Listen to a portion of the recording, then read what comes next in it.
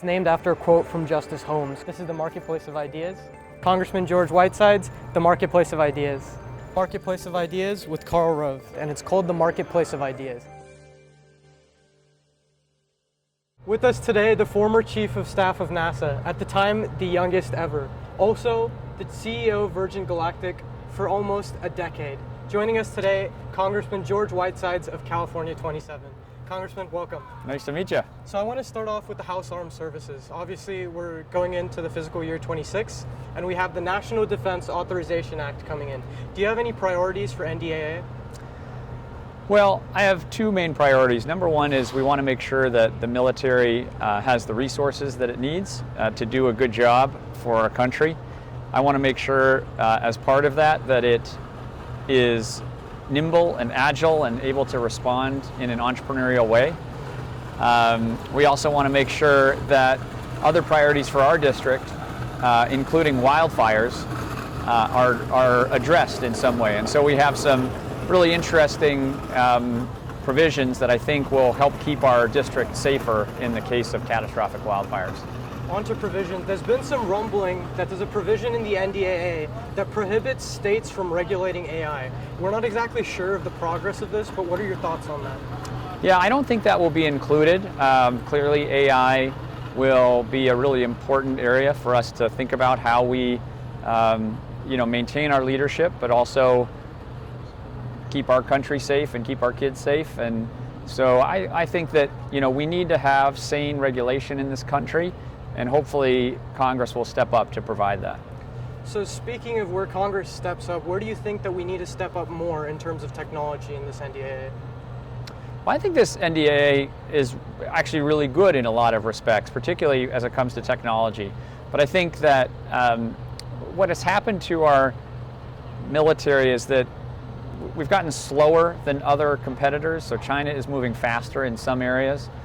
We have leadership in some areas, but not in all areas. And so my hope is that we can help encourage the military to move faster with development, work with nimble firms. And you can have big nimble firms, you can have small nimble firms, but we need to be able to respond at the pace of modern conflict. And right now I think we're having some challenges with that.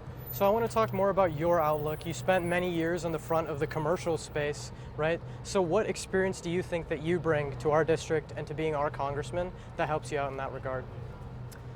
Well, as you know, I ran Virgin Galactic for about 10 years. So we built up a company in Mojave on the north side of the Antelope Valley.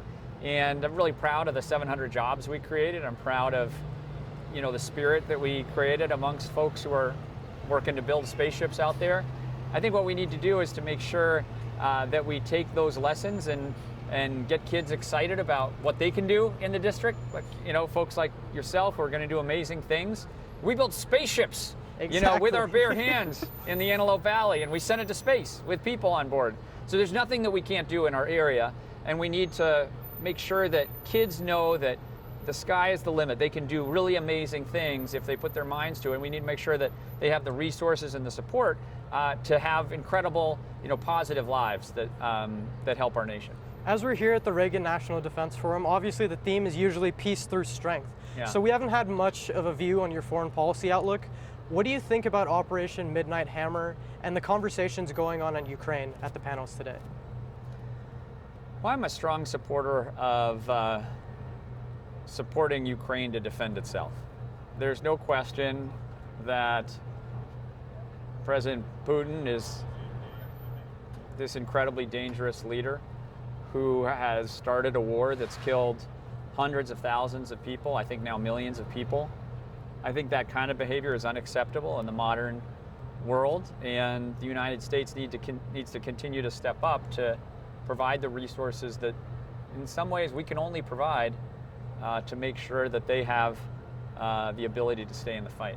Were you expecting any fights in NDAA over funding to Ukraine? Interestingly, I think the House Armed Services Committee is very unified in its desire to support Ukraine.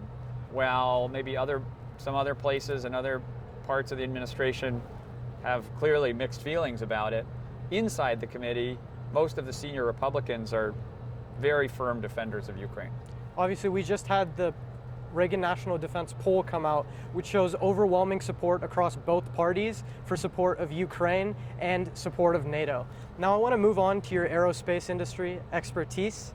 Obviously, Jared Isaacman has recently been re-nominated to be the administrator of NASA. What do you make of his nomination? What I've always said is that NASA needs its own permanent leader. I was not in favor of having, the responsibility for leadership of NASA shared between other agencies. And I think that ideally we would have somebody who is technically competent, who understands both spaceflight and aerospace aviation, someone who is a fan of science, even if they're not a scientist themselves, and someone who is a good manager. I think Mr. Isaacman checks a lot of those boxes. Obviously, the Senate is the one that gets to decide whether to confirm him, but I think bringing that kind of dynamic leadership to NASA could be a good thing. All right, and as we move on, one message we're trying to reinforce with students is that politics isn't a blood sport. What message do you have for students who want to get engaged in civil discourse? Well, I think that we as a country need to dial down the rhetoric. The White House has called its opponents all kinds of crazy things and potentially dangerous things. I think we all need to dial down the rhetoric. I think we need to understand that we can have disagreements around policy without making the other person into an evil character. My sense is that our district can play a leadership role in that because we do have folks of all different perspectives. So we should show how it can be done. We should show how we can have a debate or a discussion or even a disagreement about a policy issue without, me running away thinking that I want to hate you or something. And I think our district has that spirit in many ways, and we need to strengthen that and really show an example to other parts of the country. As you were saying, we have quite a purple district. How do you yourself connect to our own constituents? I think I just like getting out into the community as much as possible. We were at a tree lighting ceremony last night, which was super fun.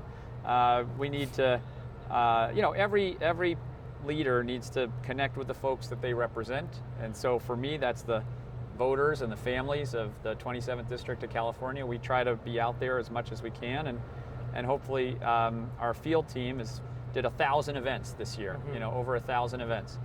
We've responded to, I think, over 20,000 constituent inquiries, so we're trying to be responsive and be out in the community, and hopefully we'll continue to do that. On our closing notes, what are we not talking about enough now on terms of defense and then in general?